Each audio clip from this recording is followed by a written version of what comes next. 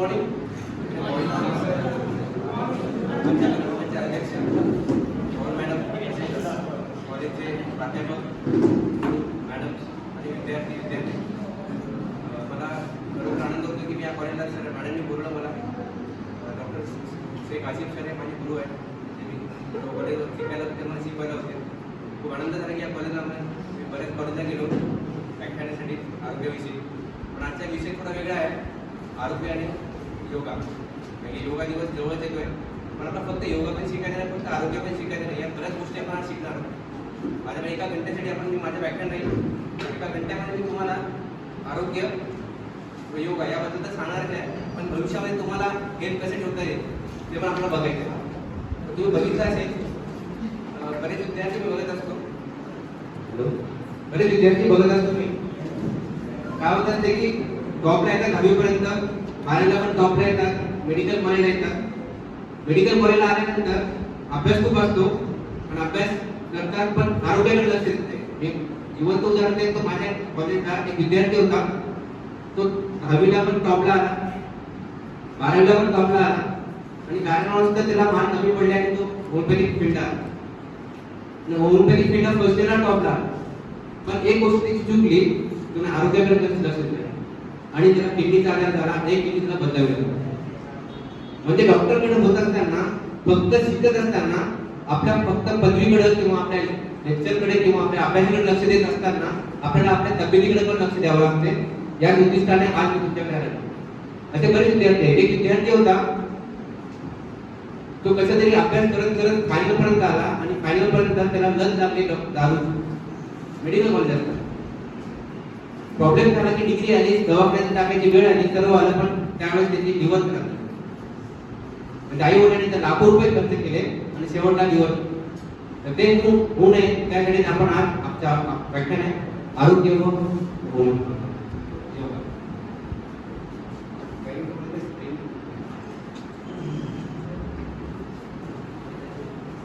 सर्वांना दिसते screen? Hello, projector नाही.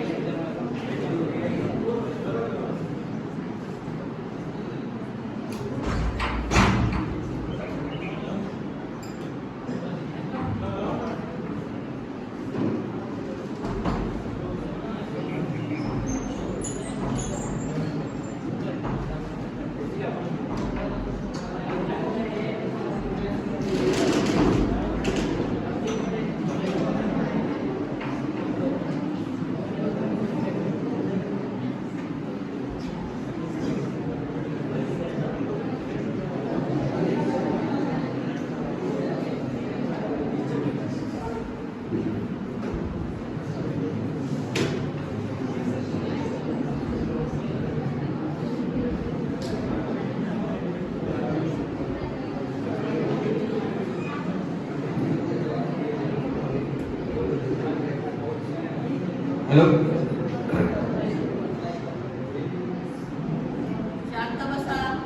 आपण सुरुवात करूया आरोग्याविषयी. आरोग्य आलं होतं सगळे सांगितल्याप्रमाणे ऋषीमुनीपासून तर वेगवेगळ्या सायंटिस्ट पर्यंत या गोष्टी पोहोचल्या. आरोग्य ठेवायला पाहिजे. डॉक्टर हिप्पोक्रेट्स पहिल्यांदा तिने औषधीचा शोध काढला फॉरेनमध्ये. भारतामध्ये सुश्रुत नावाचे गुरु होते. आपण सुरुवात करूया अमेरिकेपासून. हिप्पोक्रेट्स नावाचे सायंटिस्ट होते.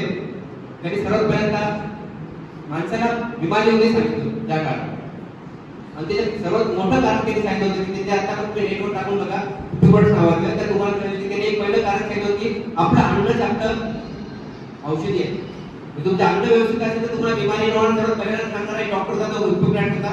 पण त्याच्या आधी पण भारताच्या आयुर्वेदिक शास्त्राने सांगितलं होतं की आपलं अन्न ताजी अन्न माझे अन्न नाणं विकत. म्हणजे आपलं अन्नच आपल्याला मारते, अन्नच आपल्याला बिमार करते आणि अन्नच आपल्याला मारते. कसं? तुम्ही वेळेवर जर जेवण केलं तर तुम्हाला आजार नाही होणार. जास्त जेवण केलं तरी आजार होणार आणि नाहीच केलं तरी तुम्ही मरणार. याचाच अर्थ होतो योगा. योगाची सिस्टीम इथून सुरू झाली. अन्न पचलं पाहिजे, आपल्या शरीरामध्ये आजार नाही झाले पाहिजे, या सर्व गोष्टींचा आधार घेऊन योगा सिस्टीम पुढे आली. पतंजली नावाचे ऋषी त्याच्यामध्ये खूप मोठं योगदान आहे त्यांचं. आणि आपण आज सायन्स आणि योगा, आज सायन्स काय विचार करतो? जागतिक योगा दिवस जेव्हा सुरू झाला त्यावेळेस वेगवेगळ्या देशातल्या सायंटिस्टने विचार केला की योगा काय आहे. तर तो आपण आज अभ्यास बघूया. तर तुम्ही योगा कशासाठी शिकायचं आपल्याला, तर तुम्ही बघितलं असेल कॅन्सर सारखा आजार हा दिल्लीला होता 20 वर्षापूर्वी. तुम्ही कॅन्सर ऐकला पण नसेल. एम्स नावाचं हॉस्पिटल आहे, भारताचं सर्वात मोठं हॉस्पिटल एम्स दिल्लीला आहे. तिथे तुम्हाला फक्त कॅन्सर नावाचे 1-2 पेशंट भेटायचे. आज अशी स्थिती झाली की तुमच्या बाजूला कॅन्सर शूटर, म्हणजे जो आता दिल्लीला होता 20 वर्षाखाली, तो आज दिल्ली कुठपर्यंत आला, आता गल्लीपर्यंत आला. तुमच्या घरामध्ये असेल डायबिटीस सारखा आजार, तुम्हाला असं वाटत असेल की मला डायबिटीस होणार नाही, मी लिहून देतो तुम्हाला, आमचा रिसर्च आहे. तुम्ही जर चालला नाही, योगा केला नाही, वेळेवर जेवला नाही, तर वयाच्या 30व्या वर्षी ते 35व्या वर्षी तुम्हाला डायबिटीस होणार. आपली भारत हे राजधानीकडे ओळखले जात आहे, डायबिटीसची राजधानी म्हणून ओळखले जातात. एक काळ होता की अमेरिका डायबिटीसचे पेशंट जास्त होते, अमेरिका मागे पडते, भारतच पुढे जातो. कारण की आपल्याकडे योगा असून तर योगा करत नाहीये. योगाचा अर्थ फक्त हातपाय हलवणं नाहीये, ते मी सांगणार आहे तुम्हाला. तर आज आपण बघूया की योगाचा अर्थ काय. फक्त हातपाय हलवणं किंवा प्राणायाम करणं मग फक्त योगा आहे का, नाही. तर सुरुवात आपण करूया. डॉक्टर बाबासाहेब आंबेडकरांनी आपलं भारताचं संविधान लिहिलं, त्याच्यामध्ये सर्वात त्यानं आर्टिकल लिहिलं, आर्टिकल नंबर 21. सर्वांना माहित असेल, तुम्ही MSW चे विद्यार्थी आहात. आर्टिकल 21 मध्ये सांगितलंय constitution of India, right of life, आपल्याला जगण्याचे अधिकार दिले आहे. जगण्याच्या अधिकारामध्ये आपला राईट ऑफ डेथ दिलेला आहे. काय दिलं आहे, म्हणजे मला मरेपर्यंत निरोगी जगायचे, हे आपल्या संविधानाने अधिकार दिला आहे. त्या अनुषंगाने भारताच्या कायदे मंडळामध्ये एक मंत्रिमंडळ तयार झालं, एक मंत्रालय तयार झालं, त्यामध्ये हेल्थ मंत्रालय.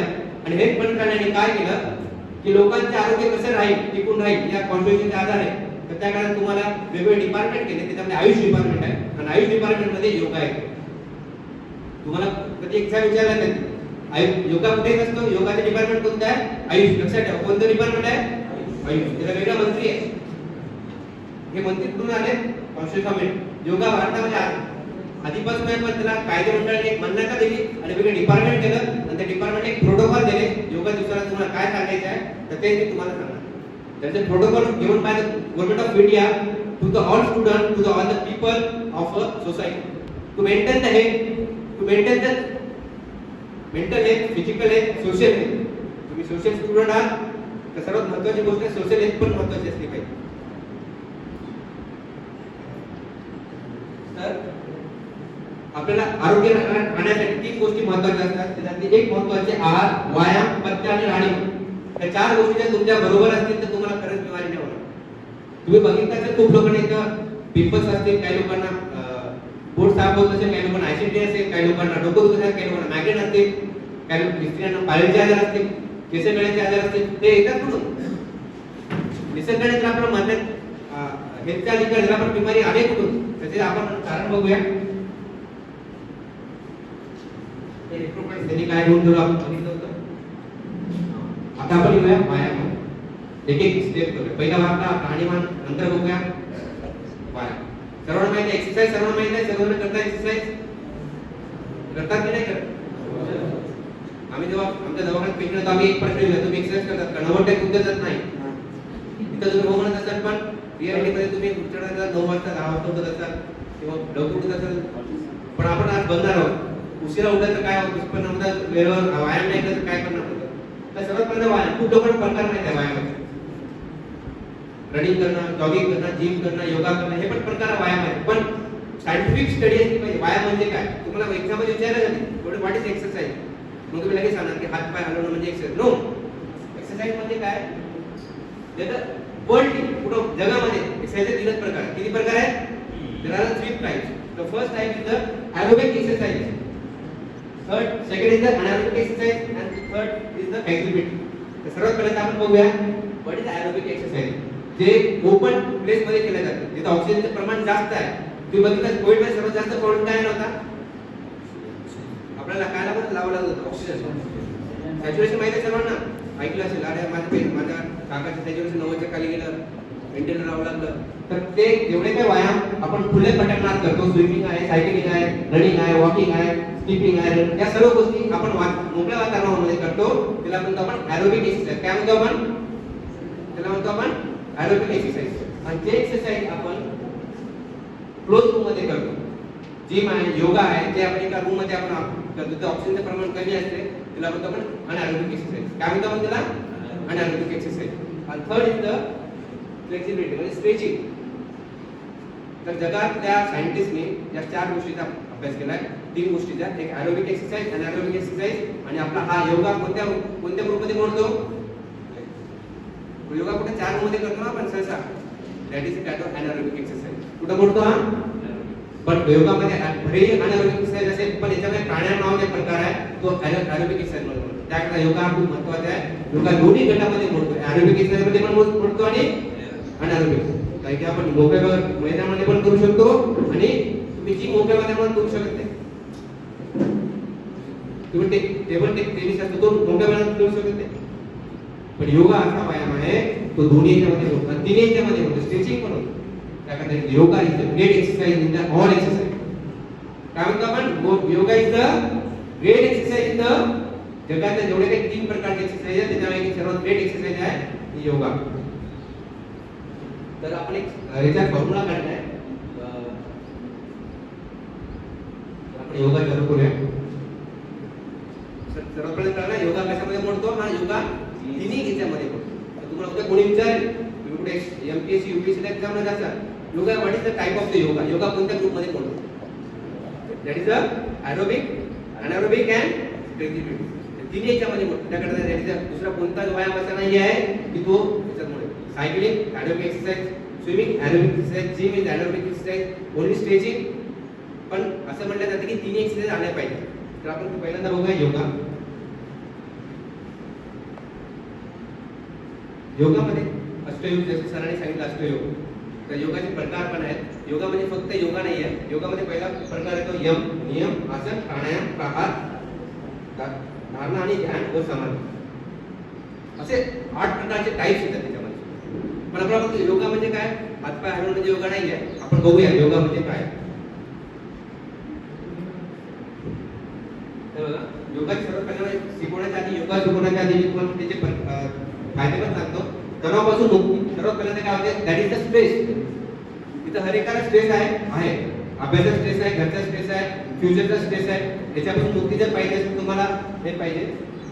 शरीरातील साखरेचे नियंत्रण, वजनावर नियंत्रण ठेवणे, वजन. आजचा सर्वात मोठा आमच्या पेशंट, आमच्याकडे जेवढे दिवसातून जे पेशंट येतात त्याच्यामध्ये 10% पेशंट वजन येते. जसं माझं वजन वाढत चालतं. म्हणजे ते 2% पेशंट माझे वजन कमी होत चालतं. पण लोकांनी सर्वात जास्त पहिले बघितलं असेल 20 वर्षाखाली घराचा टीव्ही कसा होता? मोठा होता आणि आपण बारीक होतो. आता स्थिती काय झालेली आहे? टीव्ही एकदम बारीक झालाय आणि आपण मोठे झालो. म्हणजे आपलं सिटिंग प्रमाण वाढले. याचा अर्थ काय? आपलं सिटिंग. आता इथं विद्यार्थी असल्यामुळे मी काय केले, काय व्हिडिओ बनलेला आहे. सर्वात पहिल्यांदा इथं बरेच विद्यार्थी, मला माहित असतं विद्यार्थ्यामध्ये ऐकण्याची प्रवृत्ती नसते, बघण्याची प्रवृत्ती जास्त असते. मी पण प्रोफेसर आहे कॉलेजला. तर आपण छोटासा व्हिडिओ बघूया. व्हिडिओतून तुम्हाला कळेल की ते मी शिकवणार आहे त्याच्या आधी मी तुम्हाला प्रॅक्टिकल करून घेणार आहे तुमच्याकडून. तर प्रॅक्टिकल करण्यासाठी एक आधी हमेशा एक व्हिडिओ दाखवतो. तो व्हिडिओ तुम्ही पहा. हा व्हिडिओ एका पिक्चरमधला आहे. आणि तो व्हिडिओ पाहण्यानंतर तुम्हाला कळेल की आपला प्रॅक्टिकल बघायचं. नुसतं थेरी बघायचं नाही. अभ्यास करताना योगा काय शिकवतो तो प्रॅक्टिकल. योगा काय शिकवतो तुम्हाला? प्रॅक्टिकल शिकवतो. Not a theory. योगा कधीच थेरी शिकवत नाही. तर आपण इथं प्रॅक्टिकल एक व्हिडिओ बघूया. व्हिडिओ बघून तुम्हाला इंटरेस्ट तयार होईल की कळेल की फक्त आपला अभ्यास म्हणजे आपला फक्त रट्टा मारायचा नाहीये. योगा म्हणजे तुम्ही मन आणि बुद्धी आणि शरीर एकत्र आणणं म्हणजे योगा. योगा म्हणजे एकत्र आणणं. आणि ते एकत्र आणण्यासाठी तुमचं मन खूप महत्त्वाचं असतं. त्याकरता तुम्हाला मन स्थिर करण्यासाठी एक छोटासा व्हिडिओ दाखवतो की अभ्यास कसा केला पाहिजे. योगा पण एक अभ्यास आहे, एक विषय आहे. तो ज्यामध्ये इंटरेस्ट तयार करण्यासाठी तुम्हाला काय असलं पाहिजे, त्याचा फक्त नाव वाचायचं नाही. तुम्हाला एक दिवस फक्त एक नाही करायचं, जरा कंटिन्यू करायचं आहे. 1 मिनिट.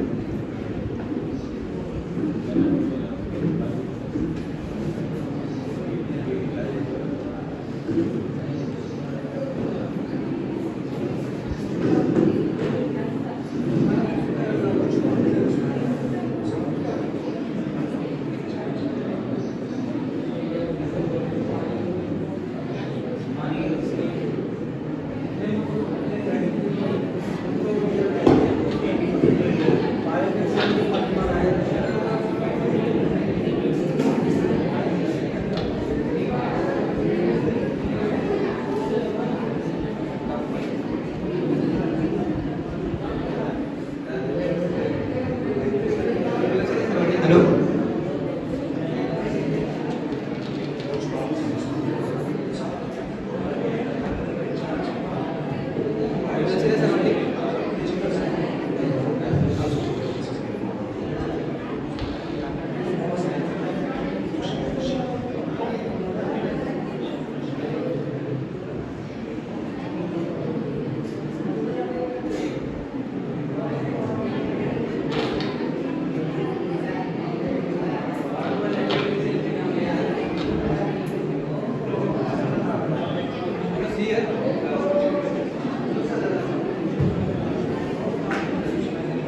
प्लस काय आवाज येणार नाही तुम्हाला, फक्त आवाजचा टेक्निकल प्रॉब्लेम आहे तो चालू करायचं होऊ शकतो. सी आहे व्हिडिओ बघा.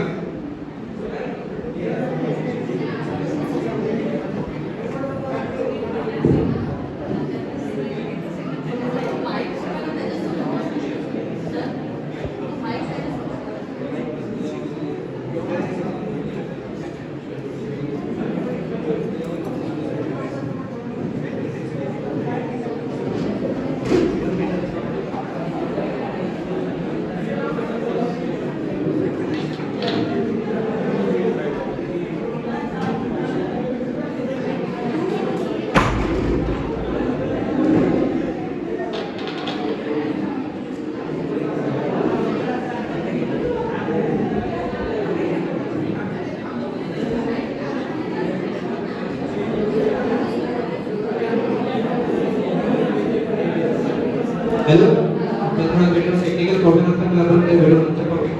गाडी दिली बरी